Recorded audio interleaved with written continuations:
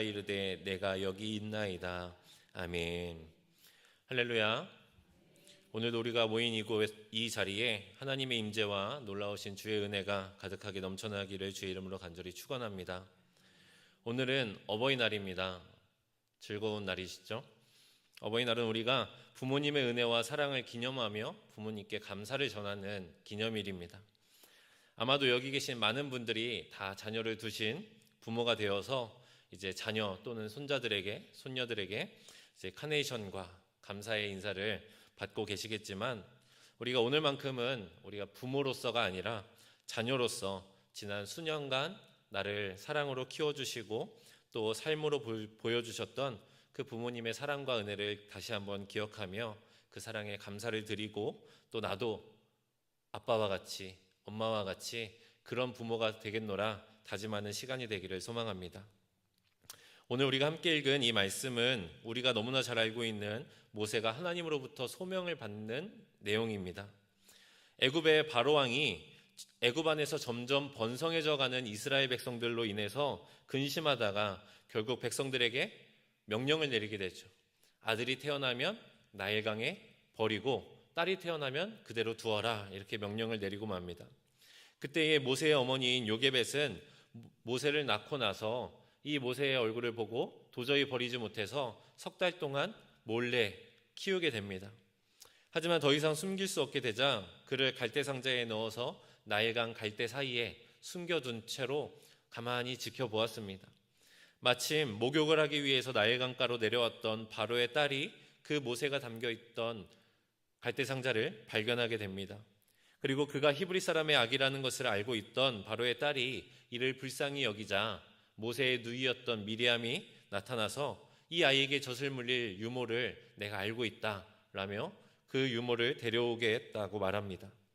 그렇게 해서 모세의 어머니 요게벳이 모세의 유모가 되어서 젖을 물리며 키울 수 있게 되었던 것입니다. 그렇게 자라난 모세는 결국 애굽의 공주의 양자가 되어서 애굽의 왕자의 신분을 얻게 되었습니다. 하지만 애굽의 왕자가 되었더라도 모세는 어려서부터 자기의 어머니이자 유모였던 요게벳으로부터 자신의 정체성과 자신의 출신에 대해서 계속해서 배우며 자랐습니다.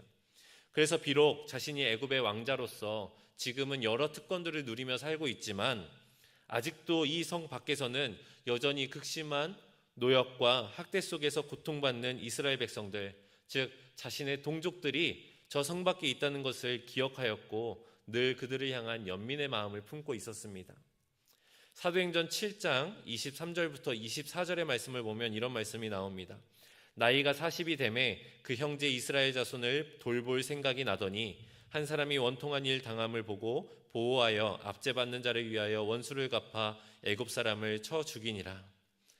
우리가 흔히 모세가 우연히 성벽을 지나다가 애굽 사람이 히브리 사람을 치는 것을 보았다고 알고 있지만, 방금 읽은 이 사도행전의 말씀처럼 모세가 40세가 되었을 때 그의 마음에 자신의 형제들, 자신의 동족들을 위한 마음이 생겨나게 되었고, 그 분명한 목적을 가지고 궁을 빠져나와 이스라엘 백성들이 거하는 처소로 갔던 것입니다. 그리고 그곳에서 애굽의 감독관에게 가혹하게 당하고 있는 이스라엘 백성을 발견하고는 모세는 마음속에 끓어오르는 그 분노를 참지 못하고 결국 그 애굽 사람을 쳐서 죽이고 모래 속에 숨겨두게 됩니다. 이튿날 다시 밖으로 나갔던 모세가 이번에는 히브리 사람, 이스라엘 백성들끼리 서로 다투는 모습을 보게 됩니다. 그래서 모세가 그 두 사람에게 이야기를 하죠. 너희들은 어째서 같은 동포끼리 싸우냐? 라고 이렇게 이야기를 하자 그들이 모세를 향하여 누가 너를 우리의 재판관으로 삼았냐? 내가 애굽 사람을 죽인 것처럼 우리를 죽이려 하느냐라고 모세에게 반문합니다. 전혀 생각지도 못했던 말을 들었던 이 모세는 자신이 꽁꽁 숨겨뒀을 거라 믿었던, 아무도 알지 못할 거라 믿었던 자신의 죄가 탄로나게 된 것을 알고는 바로의 눈을 피해 도망가게 됩니다. 미디안 광야로 도망가게 된 모세는 결국 그곳에서 제사장 이드로의 딸 시보라와 결혼하게 되고 그곳에서 장인의 양을 치며 목자로서의 삶을 살아가게 됩니다. 그렇게 여러 해가 지나 애굽에는 왕이 죽게 되었고 이스라엘 자손들은 애굽에서 더 심한 고통 속에 탄식하며 하나님께 부르짖기 시작했습니다. 그 부르짖음을 하나님께서는 들으시고 이제 그들을 구원하시기 위해 바로 모세를 부르시는 그 장면이 오늘 우리가 함께 본 이 3장의 말씀입니다.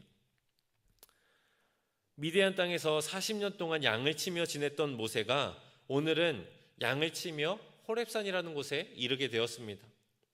그런데 평소에는 보지 못했던 기이한 모습을 목격하게 됩니다.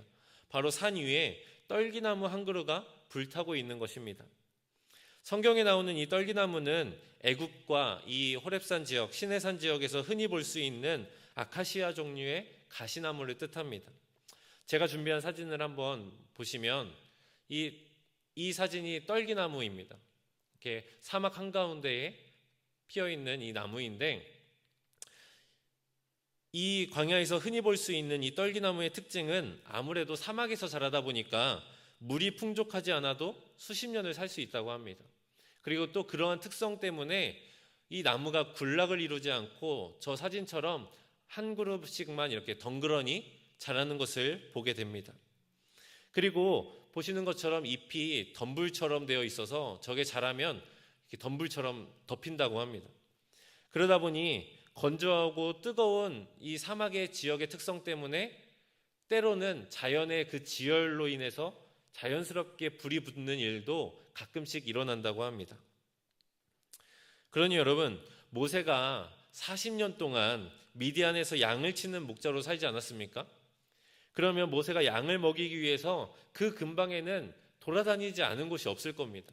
계속해서 이곳저곳을 돌아다니면서 양을 먹였을 텐데 아마 오늘 갔던 호렙산도 모세가 수도 없이 양을 먹이기 위해 찾았던 곳일 것입니다.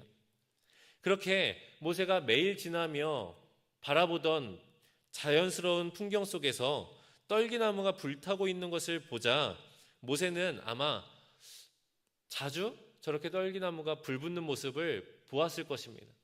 그래서 아무렇지도 않게 이상하게 여기지 아니하고 그냥 지나쳤습니다. 그런데 계속해서 양들에게 풀을 먹이고 있는데 이상한 기시감이 들기 시작하는 겁니다. 분명히 평소대로라면 순식간에 불이 붙어서 이미 나무를 다 태우고도 남았어야 될 저 떨기나무가 아직도 불타고 있는 모습을 보고 모세가 이렇게 말합니다. 3절의 말씀입니다. 이에 모세가 이르되 내가 돌이켜 가서 이 큰 광경을 보리라. 떨기나무가 어찌하여 타지 아니하는고 하니. 모세가 돌아가서 다시 그곳에 가서 타지 않는 떨기나무의 그 큰 광경을 바라보았을 때에 하나님께서는 그 불꽃 속에서 모세를 부르기 시작하셨습니다. 이어서 4절의 말씀입니다. 여호와께서 그가 보려고 돌이켜 오는 것을 보신지라 하나님이 떨기나무 가운데에서 그를 불러 이르시되 모세야 모세야 하시매 그가 이르되 내가 여기 있나이다. 아멘. 여러분, 하나님께서는 이스라엘 백성들의 부르짖는 소리를 들으셨고 그 부르짖음에 이제는 하나님의 백성들을 구원하시겠다 마음을 먹으셨습니다. 그리고 그 모든 일들을 행할 한 사람, 바로 모세를 찾으신 것입니다. 오늘 말씀처럼 떨기나무 가운데에 불꽃으로 임하셨던 하나님께서 친히 모세의 눈앞에 임재하신 것입니다. 자신을 드러내신 거예요. 하지만 여러분, 모세는 그렇게 호락호락한 사람이 아니었습니다. 3장 10절과 11절의 말씀을 우리 함께 읽겠습니다. 3장 10절과 11절의 말씀입니다. 이제 내가 너를 바로에게 보내어 너에게 내 백성 이스라엘 자손을 애굽에서 인도하여 내게 하리라.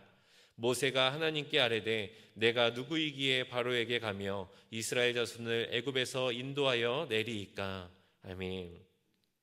내가 너를 사용해서 이스라엘 자손들을 구원하시겠다 말씀하시는 하나님께 모세는 이렇게 말하는 겁니다.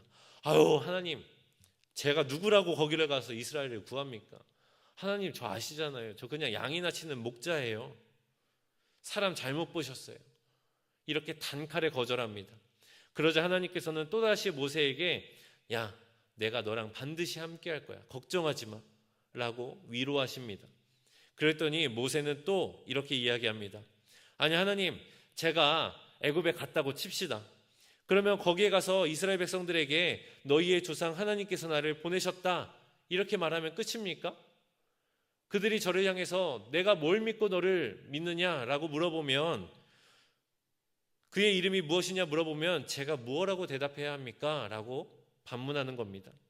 여기에서 모세가 하나님의 이름을 묻는 이유는, 이 고대 근동 사회에서는 왕들이 사신을 보낼 때 그냥 보내는 것이 아니라 그 사신에게 왕의 이름이 담겨 있는 인장이나 또는 편지를 들려보내지 않습니까? 그래서 그 편지나 도장을 통해서 그가 왕의 대리인임을 증명하는 것처럼 내가 하나님이 보내신 사람이라는 것을 증명할 수 있는 증거를 달라는 겁니다. 그 후에도 모세는 4장 말씀에서 그들이 나를 믿지 않고 내 말을 듣지 않을 것을 걱정하기 시작합니다. 그러자 하나님께서는 모세가 들고 있던 지팡이가 땅에 떨어뜨리자 뱀이 되고 다시 그것을 줍자 지팡이가 되는 기적과 또 소매에 넣었던 그의 손에 나병이 생겼다가 다시 낫게 되는 놀라운 기적을 보여주시며 그에게 확신을 주셨습니다. 여러분, 근데 이쯤 하면 모세가 말을 들을 때가 되지 않았습니까? 근데 모세는 보통 금쪽이가 아니었어요. 4장 10절의 말씀을 우리 함께 보겠습니다. 4장 10절입니다. 모세가 여호와께 아뢰되 오 주여 나는 본래 말을 잘하지 못하는 자니이다. 주께서 주의 종에게 명령하신 후에도 역시 그러하니 나는 입이 뻣뻣하고 혀가 둔한 자니이다. 아유 하나님, 제가 애굽에 가면요 그 사람들 다 설득해야 되는데요, 저 아시잖아요, 저 말 진짜 못해요. 말도 더듬고요, 말로 사람을 설득할 수 있는 사람이 아니에요. 이렇게 계속해서 투정 부리는 모세에게 하나님께서는 또다시 모세를 어르고 달랩니다. 야, 네 입도 다 내가 지은 거야. 내가 창조한 거야. 내가 너와 함께하면서 네가 뭐라고 이야기해야 될지 내가 다 알려줄게. 걱정하지 마. 이렇게 어르고 달랩니다. 그런데 여러분, 우리가 미운 네 살이다 미운 네 살이다 말을 하는데 아무래도 오늘 말씀을 보면 그 말을 미운 80살로 바꿔야 될 것 같습니다. 이 80세의 모세가 너무나 미운 짓만 골라서 하는지 이 마지막 종지부를 찍습니다. 4장 13절의 말씀을 우리 함께 있습니다. 4장 13절입니다. 모세가 이르되 오 주여 보낼 만한 자를 보내소서. 야, 제가 하나님이었으면요 이미 진심을 담아서 꿀밤을 한 대 콱 쥐어받고 다른 사람을 찾아 떠났을지 모르겠습니다. 여러분, 제가 하나님의 이러한 비슷한 감정을 느껴본 적이 있었는데요. 제가 19년도 1월 1일에 이제 강원도 영월로 이제 부임을 해서 가게 되었습니다. 원래 가기로 했던 날짜는 1월 중순이었는데 그곳에 계시던 전인 전도사님께서 가능하면 빨리 좀 와주셨으면 좋겠다라고 연락이 온 거예요. 그래서 무슨 일이 생긴 건가 한번 여쭤봤는데 그 교회 사택 난방이 연탄 보일러였습니다. 그래서 연탄 난방을 했었는데 본인이 집을 오랫동안 비워야 될 일이 있는데 이 연탄을 갈아줄 사람이 없다는 거예요. 그래서 좀 빨리 좀 와줬으면 좋겠다고. 그래서 저는 알겠다고 하고 아무것도 모른 채 1월 1일 날 이사를 하고 갔습니다. 그런데 제가 연탄 보일러를 써봤겠습니까? 당연히 하루도 안 가서 연탄불이 꺼지고 말았습니다. 여러분, 1월에 강원도가 어떤지 아세요? 말로 설명할 수 없는 강력한 추위가 몰아치는 곳입니다. 순식간에 불이 꺼지자마자 냉골처럼 식어가는 집 온도를 느끼면서 저는 당장에 패딩을 입고 나와가지고 연탄에 불을 피우기 시작했습니다. 여기 권사님들도 연탄불 피워보신 분들이 계시죠? 저도 처음에는 이게 그냥 고기 구울 때처럼 숯불에 불 피우듯이 쉬울 줄 알았습니다. 근데 그렇지 않더라고요. 번개탄에 이제 토치로 이제 불을 붙이고 이제 연탄 보일러 속에 번개탄을 넣고 그 위에 이제 연탄을 집어넣고 이제 문을 닫습니다. 그리고 한 20분이 지나서 문을 열어보면 새까만 연기만 자욱하게 올라오고 안에는 깜깜합니다. 불이 붙지 않은 거죠. 그래서 보니까 이미 번개탄이 다 타기도 전에 이 연탄 무게를 버티지 못하고 밑으로 다 부셔져 내린 거예요. 그래서 이번에는 다 탄 연탄재를 하나 먼저 넣고 그 위에 번개탄을 올리고 그 위에 새 연탄을 올렸습니다. 그리고 이번엔 불안하니까 이제 5분마다 문을 한 번씩 열어보면서 불이 살아있나 쳐다보는 거예요. 그래서 불이 붙을랑 하다가 다시 불이 꺼지고 말았습니다. 그래서 이게 도무지 뭐 때문에 그러는지 이유를 알지 못해가지고 이제 인터넷을 찾아봤더니 불을 붙일 때에는 이 밑에 바람구멍을 다 열어놔야 된대요. 그래가지고 바람구멍을 또 열어놓고 아까 했던 거랑 똑같이 했습니다. 그래서 이번엔 불이 붙겠지 하고 기다렸습니다. 불이 붙었을까요? 붙었을까요? 안 붙었어요. 그래가지고 제가 도무지 이번에는 찾아봐도 이유를 모르겠어서 똑같이 이제 연탄을 떼시는 우리 교회 집사님 댁에 가서 여쭤봤어요. 연탄이 불이 안 붙는다고 어떻게 된 거냐? 그랬더니 집사님께서 말씀하시더라고요. 그거 새 연탄을 넣어서 그렇다고. 우리 집에 묵은 연탄이 있으니까 그거 가져가서 한번 넣어보라고. 그래가지고 집사님 댁에서 연탄을 하나 빌려가지고 똑같이 했습니다. 이번 연탄이 붙었을까요? 안 붙었을까요? 네, 붙었습니다. 제가 너무나 감격스러워가지고 그 첫 연탄불 붙인 거를 사진을 찍어놨어요. 근데 보시면 아시겠지만 저 연탄불 붙인 거를 가지고 나와서 혹시라도 불이 좀 있으면 꺼질까봐 밑에 선풍기로 바람을 확 불어서 불이 활활 타게 해놨어요. 그리고 이제 불이 확실하게 붙은 걸 보고 다시 넣어놨습니다. 여러분, 모세를 바라보는 하나님의 마음이 이런 마음이지 않았을까요? 모세의 마음에 뜨거운 불을 붙이고 싶으셨는데 그의 마음은 또 그의 삶은 아직 불이 붙을 준비가 안 되어 있었어요. 그는 여전히 자신을 살인자로 도망자로 생각했고 더 이상 애굽의 왕자가 아니라 미디안의 한낱 양을 치는 목자라고 자신을 생각하고 있었습니다.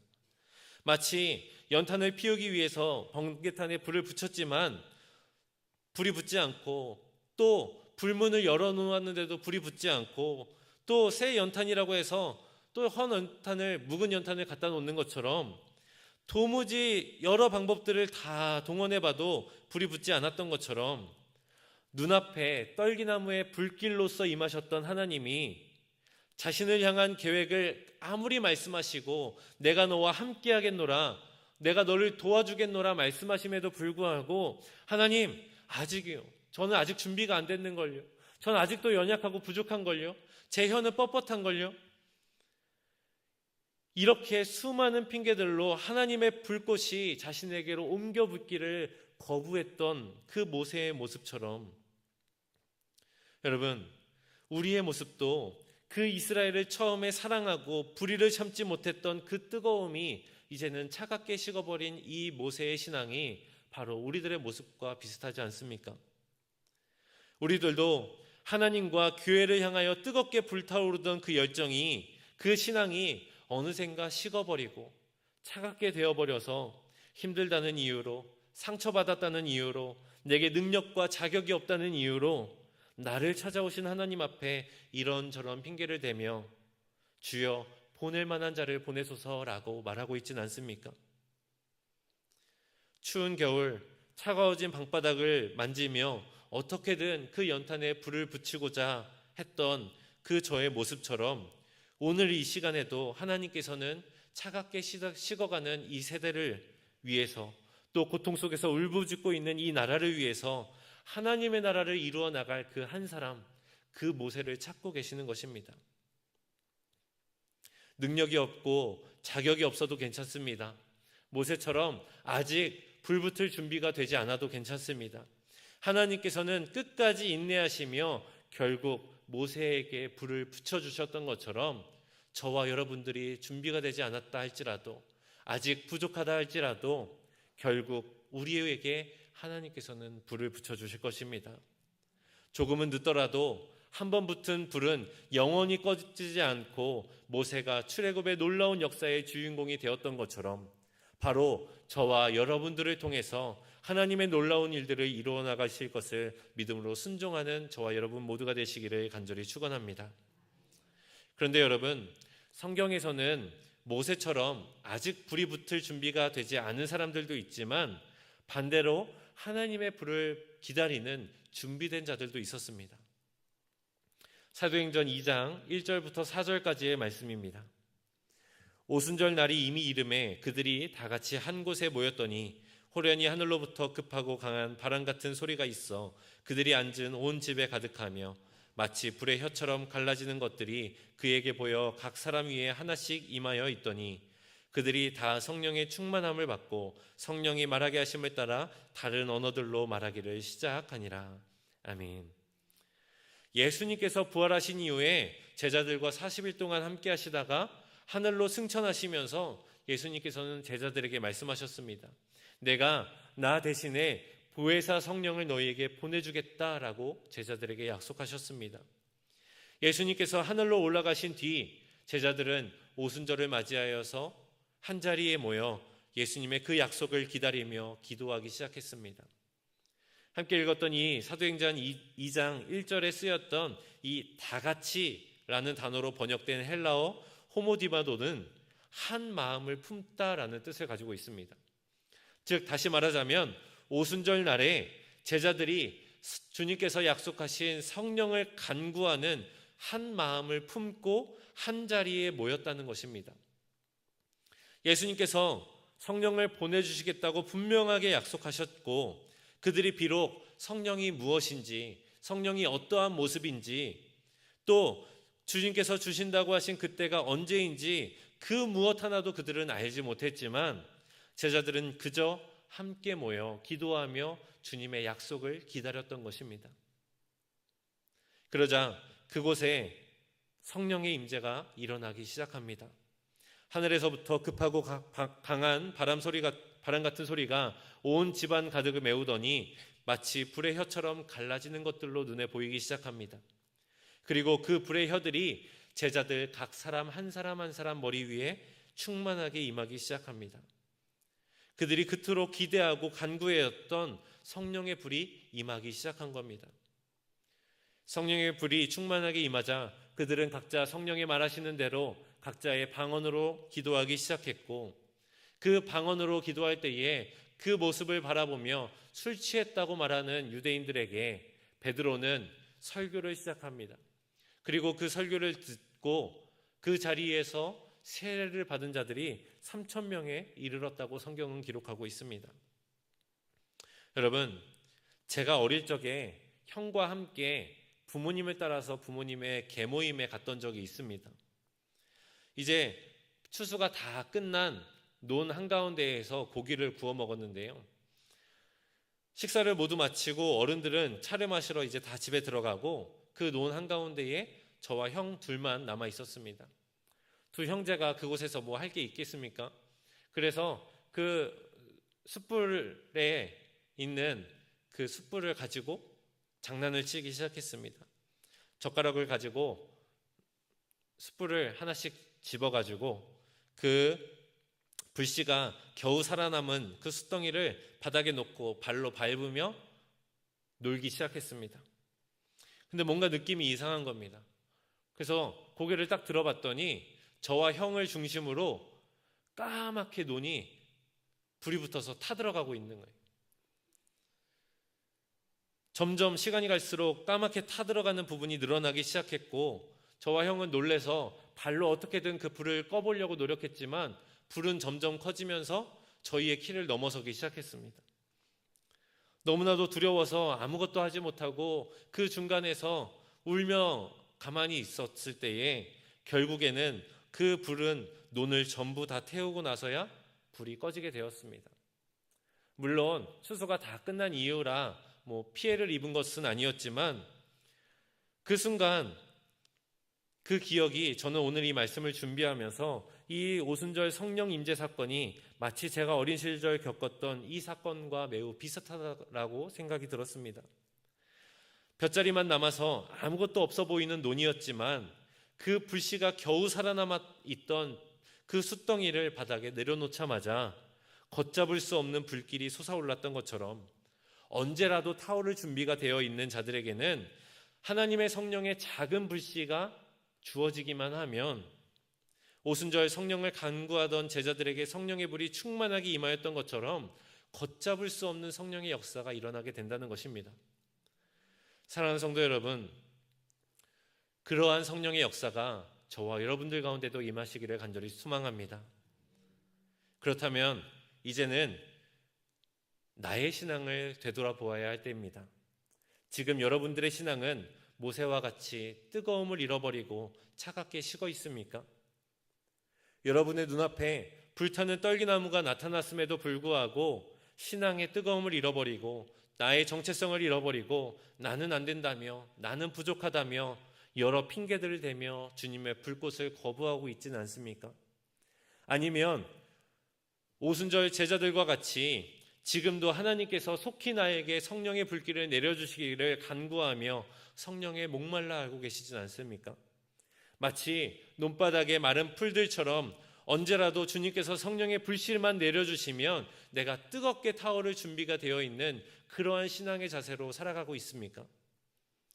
저는 여러분이 앞서 말한 모세의 신앙이라고 해서 책망하고 질책하려는 것이 아닙니다.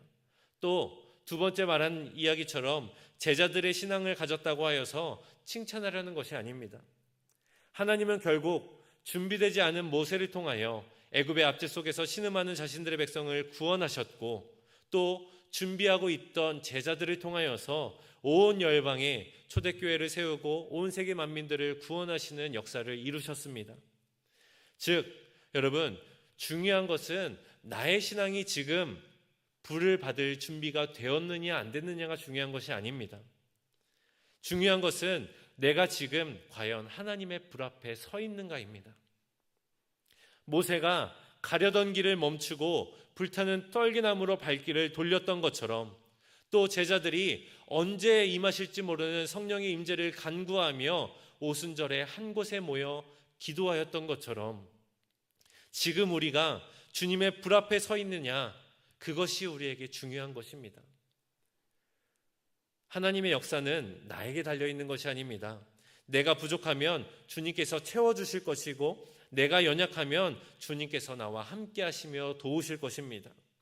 내가 해야 할 것은 주께서 나에게 불을 주셨을 때에 그 불을 내가 받고 그 불이 우리의 이웃들에게, 우리 교회에, 우리의 나라와 온 열방에 퍼져나갈 수 있도록 내가 주님의 불 앞에 서 있는가, 그리고 주님을 의지하며 내 삶을 온전히 그 주님의 불길 안에 순종하며 맡길 준비가 되었는가, 그것이 중요한 것입니다. 그리할 때에 주께서 저와 여러분들의 삶을 통하여 모세처럼 또 오순절 제자들의 삶처럼 놀라운 하나님의 역사를 저와 여러분들의 삶을 통하여 이루어 나가실 줄을 간절히 믿음으로 선포하며 간절히 축원합니다. 말씀을 기억하며 함께 기도하겠습니다. 사랑의 하나님, 오늘도 우리에게 불을 내려주시며 하나님의 놀라우신 역사들을 이루어 나갈 준비를 마치신 그 주님의 불 앞에 우리가 서기를 원합니다. 때로는 우리의 신앙이 모세처럼 연약하고 부족하고 아직 준비되지 않은 신앙일지라도, 또 때로는 우리의 신앙이 언제라도 주님의 불길이 임하시면 타오를 준비가 되어 있는 준비된 신앙이라 할지라도 각자의 신앙의 단계에서 주님이 주실 그 불을 기대하며 주님의 불 앞에 서 있는 신앙들 될 수 있도록 인도하여 주시옵소서.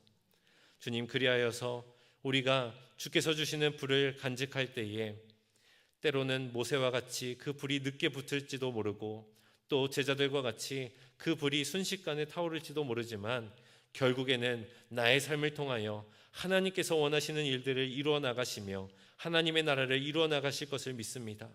주님, 우리가 그 믿음을 가지고 더욱더 주님 앞에 나아갈 수 있는, 한 걸음 한 걸음 나아갈 수 있는 주의 백성들 될 수 있도록 인도하여 주시옵소서.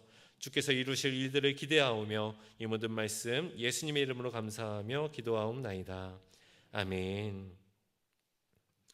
우리 찬양하시기 전에 광고 하나 드리겠습니다. 예배 후에 고 금옥순 권사님 위로 예배가 있습니다. 예배가 마친 후에 바로 출발할 예정이니 준비하신 분들은 함께 참여하셔서 예배에 참석해 주시길 바랍니다. 또 발인 예배가 내일 오전 7시에 있습니다. 교회에서는 6시 30분에 출발합니다. 이 점 참고하셔서 함께 참여하셔서 우리 슬픔 당한 위가족들에게 함께 위로해 줄 수 있는 우리 신갈교회 모든 성도님들 되시기를 간절히 소망합니다. 우리 함께 찬송가 183장 함께 찬양하시겠습니다.